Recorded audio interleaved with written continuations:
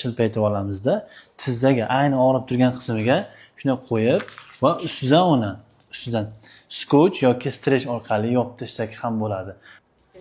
Lavroviy list bilasizmi nimaligini? Oyoqni olasiz, tagiga lavroviy listni qilib, xuddi shu shaklda mana bunaqa qilib yopishtirib qo'yasiz, qarang. Mana shuni to'liq yopishsin oyoqqa. Mana. Bu oyoqda tovondagi og'riqlar, to'piqdagi og'riqlar, ya'ni oyoq kaftidagi og'riqlar uchun juda ham foydali narsa.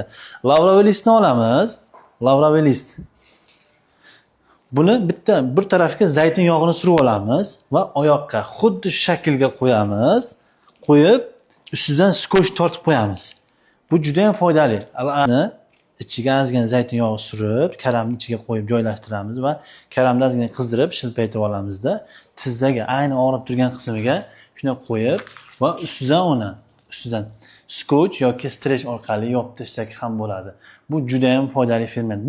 Buni hafta 10 kun qilasiz, bir kunda kechki payt 3-4 soat davomida turadi.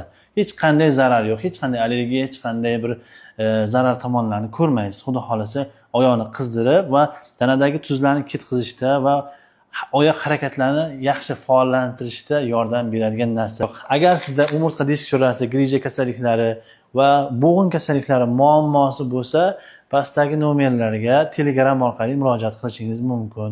Sog' bo'ling, salomat bo'ling.